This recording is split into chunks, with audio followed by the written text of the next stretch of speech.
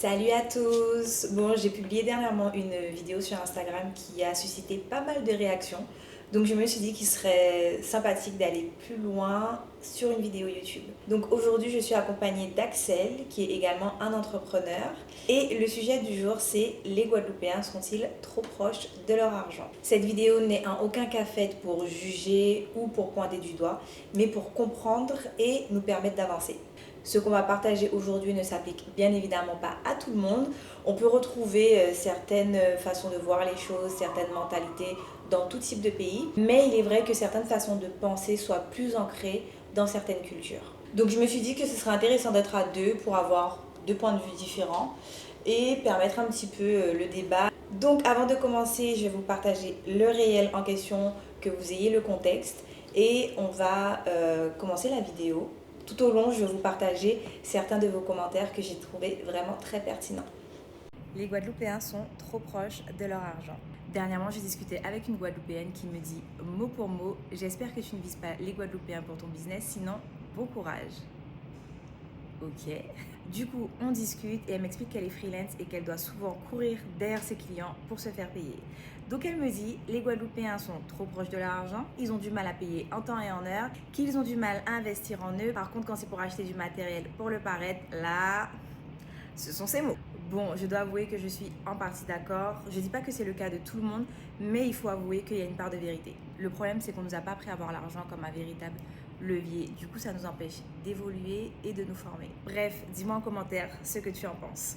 Alors, on commence avec le problème des priorités financières. Indrou qui nous dit en commentaire: je suis d'accord, j'ai eu droit à je peux pas encore te payer, en ce moment c'est compliqué. Et c'est là que tu vois que le client part en vacances ou se paie une nouvelle voiture. Alors Indrou précise que ce n'est pas le cas de tout le monde, attention, mais une grande majorité quand il s'agit d'investir dans la communication. Alors qu'est-ce que tu penses de ça? Ben oui, malheureusement, ça arrive souvent. Ça arrive souvent que les clients priorisent leur lifestyle avant de payer leurs prestataires ou même de mettre leur argent dans leur communication ou pour développer leur boîte, quoi. C'est délicat. Ben ouais, normalement, quand tu es chez l'entreprise, on te dit qu'il faut être un bon père de famille. C'est-à-dire que tu gères d'abord les dépenses et après tu te fais plaisir avec le reste. Et généralement, ce qu'on fait malheureusement aux Antilles, c'est que dès que l'argent rentre, on se fait plaisir avant. On se fait plaisir avant et s'il reste, on va payer les gens, on va voir comment on se débrouille pour... Après, des fois, on te dit que c'est important de te payer en priorité. Dans certains livres, on t'apprend ça. On te dit de mettre l'État en dernier, tout ce qui est fiscal en dernier, mais de payer tes prestataires en premier. Voilà, je suis d'accord avec ça. C'est ce qui fait tourner ton business, c'est les gens qui travaillent avec toi et pour toi. Et il ne faut pas oublier que c'est une source de motivation aussi, et c'est ce qui permet que le prestataire ait envie de continuer à travailler avec vous. Si vous ne le payez pas, ben, après, il n'aura absolument pas envie de retravailler avec vous. Surtout que souvent, on fait des prix, on fait des promotions parce que votre budget est serré, etc. En plus, tu payes pas. Ah ouais, la fois d'après. Ça aussi, on va revenir sur ce point-là tout à l'heure également. Alors, ensuite, on a un message de EcoWatch officiel qui dit: en fait, le Guadeloupéen est riche, il faut juste savoir comment lui demander avec beaucoup d'amour. Ensuite, il paye directement. C'est juste qu'en Guadeloupe, ils aiment bien tester les gens avant de payer ou pas. Si tu t'énerves, c'est terminé, crois-moi. Ça m'est déjà arrivé. Ça m'est déjà arrivé d'attendre plusieurs mois, même d'avancer les frais pour une prestation, d'avancer les frais. Et quand je dis au client qu'est-ce que je dois faire pour être payé, et je monte un petit peu dans les tours, il me dit comme tu t'es énervé, je te paye pas. C'est pas vrai. Il m'a dit comme tu es un gars chaud, vas-y, force-moi à payer. Non, ça c'est un manque de respect. C'est grave. Alors lui, il dit justement le contraire, c'est que quand tu t'énerves, là la personne te paye. Eh ben, ça dépend. Non mais vous vous rendez compte, en fait, on est obligé de savoir s'il faut s'énerver ou pas pour être payé un travail qu'on a réalisé. Alors c'est vrai que... alors il faut savoir qu'Axel et moi on travaille aussi ensemble, et à un moment j'ai dû gérer cette partie pour toi, la partie gestion financière, recouvrement. Et des fois j'ai eu à, je dirais pas m'énerver, mais à être ferme, et j'ai remarqué qu'en étant ferme ça fonctionnait. Pas tout le temps, des fois même en étant ferme, il te repousse au mois prochain. Pas tout le temps, c'est vrai. Bon. Cap nous fait.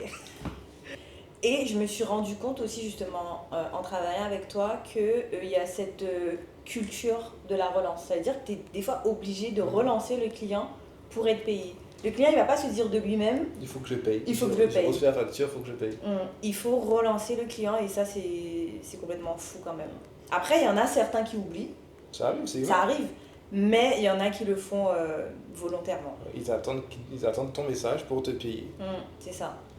Et si toi-même t'oublies, En général, tu n'oublies pas, hein, ça dépend des sommes, mais moi je n'oublie pas trop. Hein. J'essaie de ne pas oublier, franchement. Ok, ensuite on passe à la deuxième partie, le manque d'éducation financière. On a le message de Mike's Beats. L'éducation financière ne fait pas vraiment partie de nos mœurs. Et je ne parle même pas des différents moyens d'investissement, mais ne serait-ce que le fait d'épargner régulièrement et de se constituer un patrimoine. La priorité est surtout mise en effet sur du matériel superficiel, financé à crédit la plupart du temps, ce qui se déprécie, donc perte d'argent. C'est vraiment une question d'éducation, même à l'école, il n'y a pas de cours d'économie. Oui, c'est ça. Même en France, c'est Ouais, même pas en qu'en France, en Guadeloupe, je général, pense. Il n'y a même pas d'éducation financière. Après, maintenant, on a accès à l'information partout. C'est quelque chose qui s'apprend. On peut apprendre à investir. C'est vrai qu'on n'a pas cette... Voilà, c'est vrai qu'on ne nous a pas appris cette éducation financière, mais on peut le faire. Tu as toujours appris, justement, toi, à économiser, à avoir une gestion de ton argent ou pas du tout? Pas du tout, pas du tout. À la base, c'est quand tu as de l'argent, il faut le dépenser.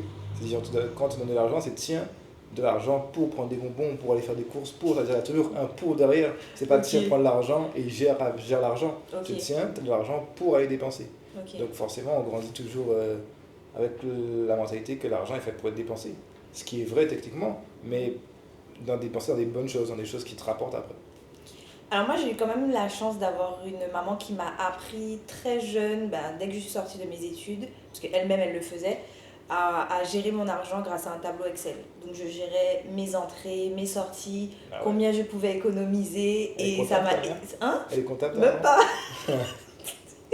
Et ça m'a vraiment beaucoup aidé dans ma gestion financière. Donc si vous avez un petit peu du mal peut-être et que tous les mois vous finissez à découvert, ça arrive, n'hésitez pas à avoir un tableau Excel, à rentrer toutes vos dépenses mensuelles, vos charges fixes, vos charges diverses également, et surtout épargner. Ça permet de budgétiser, de savoir ce que vous pouvez faire, avec quel argent il vous reste après vos charges. Alors j'ai dit économiser, mais pas que. Il y a deux types d'économies. Il y a l'économie du au cas où, et ayez également des économies pour investir. C'est important l'investissement aussi. Alors toujours dans le même thème, on a le message de bulle.com qui dit « Beaucoup n'ont pas le bon mindset et nous avons très peu de mentors. Nos mentors sont axés sur le sport et la musique. Beaucoup ne savent pas gérer un budget, ne connaissent même pas le niveau de sécurité et restent dans le niveau survie. » C'est vrai qu'autour de moi en Guadeloupe, j'ai beaucoup de personnes qui vivent à découvert. Mais des fois des très gros découverts. Le découvert pour eux c'est leur argent, tu vois. Et je pense que c'est ce qui veut dire aussi dans le niveau de survie. On en revient à ce qu'on disait tout à l'heure, on n'a pas appris à gérer notre argent. Et ensuite, il dit quelque chose qui est très intéressant également. Nous avons très peu de mentors. Alors un mentor, pour ceux qui ne connaissent pas, c'est quelqu'un à qui on peut... qui nous inspire et à qui on peut s'identifier dans un domaine quelconque de réussite. Et c'est vrai que nos modèles de réussite aux Antilles sont souvent liés au sport ou à la musique. Est-ce que toi, tu as une idée d'un mentor guadeloupéen qui a réussi dans le business, dans l'entrepreneuriat? Oui, il y a des gens qui ont réussi, qui n'ont pas réussi en Guadeloupe, du coup, qui sont partis. Il y a pas mal de... Bon, en général, c'est d'anciens footballeurs qui sont reconvertis. Ou alors, bon, il y a aussi beaucoup d'entreprises familiales. Dans le bâtiment, par exemple, il y a des institutions familiales dans le bâtiment, dans l'agriculture. On parle d'un mentor, vraiment quelqu'un qui t'inspire. Je te dis, cette personne-là a réussi. Il y a des personnages guadeloupéens qui ont vraiment réussi, mais souvent dans un contexte où la famille avait déjà quelque chose et ils ont poussé la chose plus loin. Ok. La seule personne, moi, que je vois là maintenant, c'est Kelly Massol des Secrets de Loli.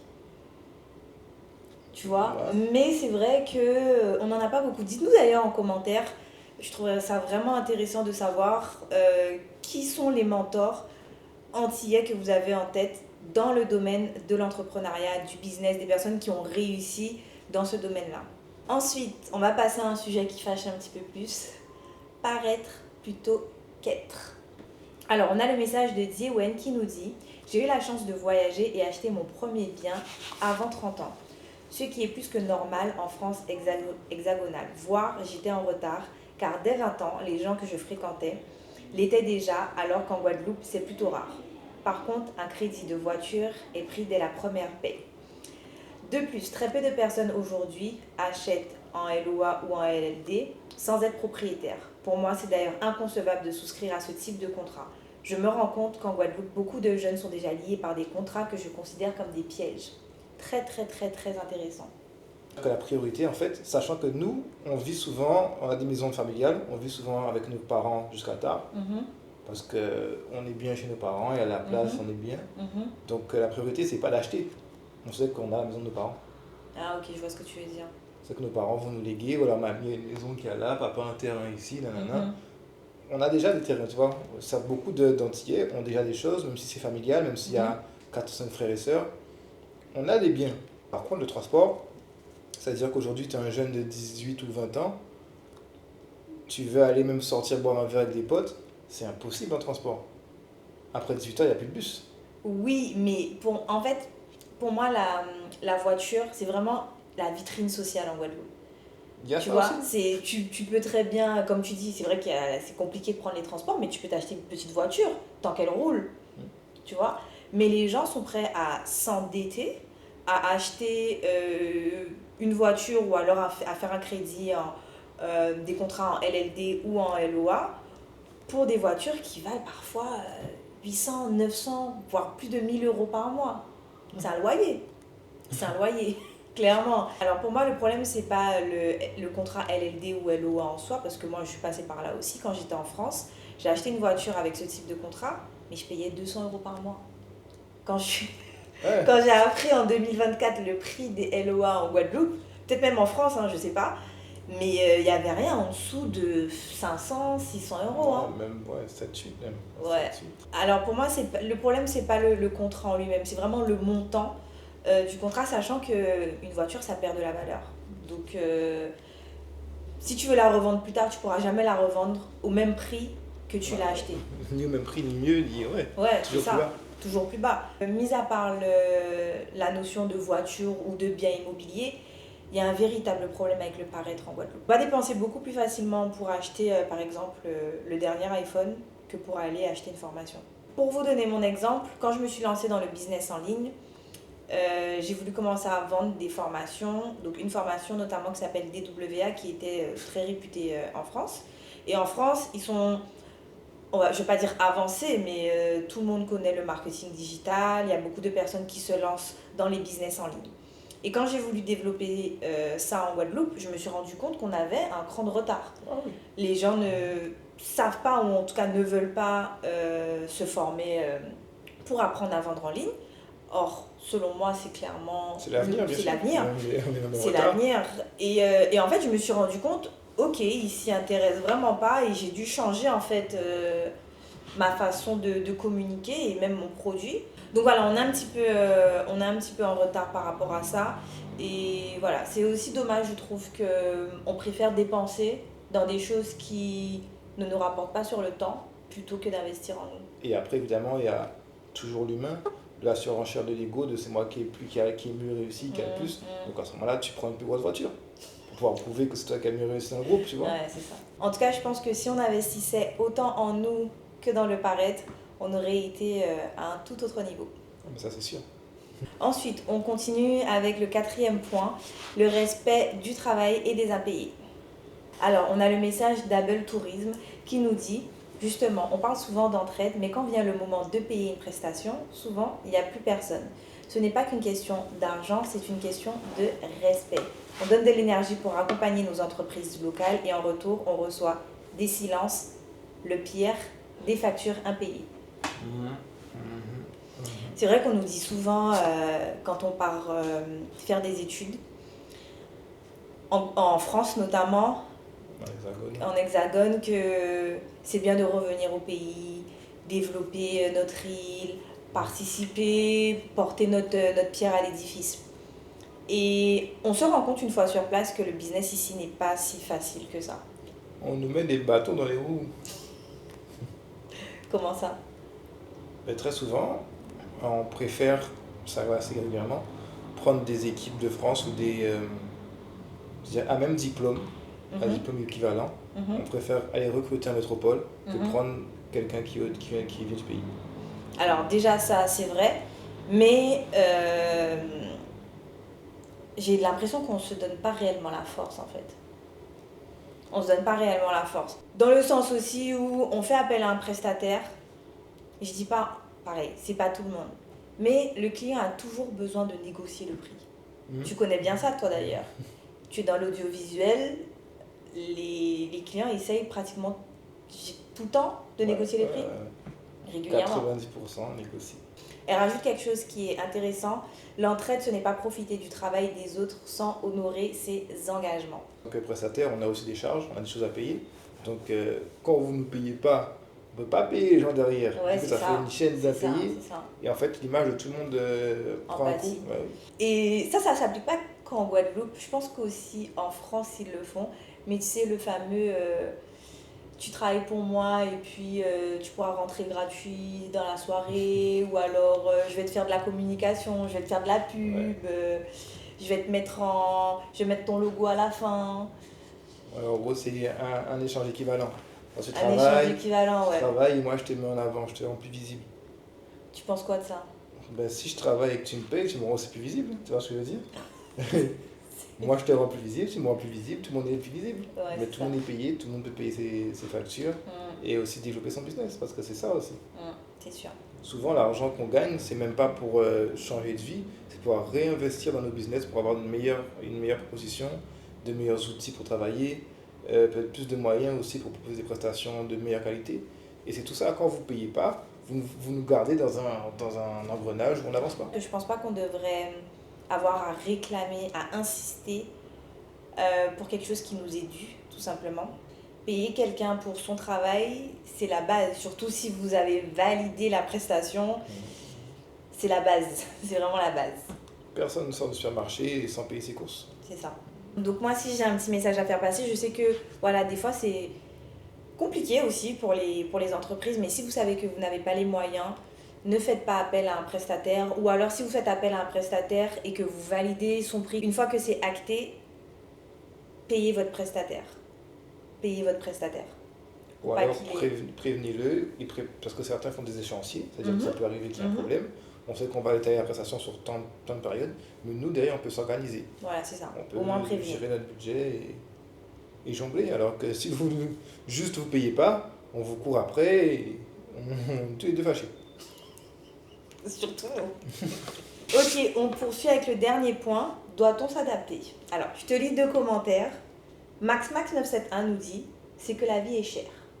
Ok, retiens ça. Et ensuite, on a Solène Bay qui nous dit qu'on cesse de généraliser les situations.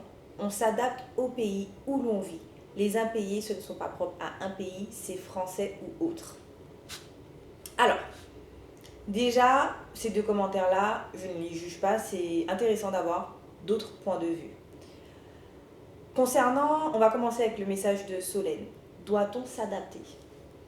Ben, c'est vrai que les impayés, c'est pas propre à la Guadeloupe, encore heureux que c'est Encore pas heureux. un problème entier. Mais force est de constater que beaucoup d'entrepreneurs sont victimes d'impayés. Je crois que ça s'appelle l'effet de petit village. En fait, comme tout le monde pense se connaître sur l'île, ça devient un petit marché. En fait, oh, je vais te donner plus tard quand on va me donner. Et en fait, au lieu de se dire que non, dans un marché professionnel, on a tous pour but d'élever la Guadeloupe, d'élever les Antilles, et qu'il faut que tout soit carré pour qu'on puisse monter. On se dit non, mais t'inquiète pas, on sera plus tard, je vais te donner ça après, t'inquiète pas, oui, on va se voir, on va forcément se croiser. Et après, finalement, ça s'oublie, ça se perd. Et en fait, il faut qu'on arrête cet effet de marché où il faut qu'on se dise qu'on est tous des professionnels avec l'ambition de dépasser nos plafonds de verre et nos frontières et qu'il faut être carré sur ça. Tout à fait. Pour répondre à l'autre commentaire, oui, la vie est chère, mais la vie est chère pour tout le monde. Pour nous aussi, la vie est chère, tonton. Ouais, c'est vrai, c'est vrai. Oui, la vie est chère, mais pourtant, il y a quand même ceux qui investissent dans ceux qui ne rapportent rien. Il y a ceux qui investissent qui dépensent dans le paraître. Donc en fait, je pense vraiment que c'est une question de priorité. Et ensuite, pour l'autre commentaire, je suis pas d'accord. Je pense pas qu'il faille s'adapter aux impayés, qu'il faille s'adapter à cette mentalité du paraître.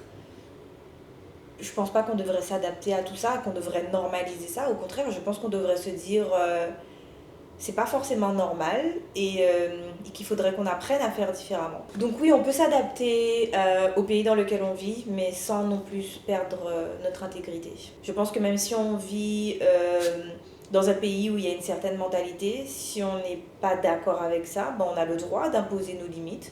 Après, c'est au client à savoir s'il accepte ou pas. Mais on a le droit d'imposer nos limites en tout cas. C'est la fin de cette vidéo. Pour conclure, on va conclure. Encore une fois, on ne met pas tout le monde dans le même panier.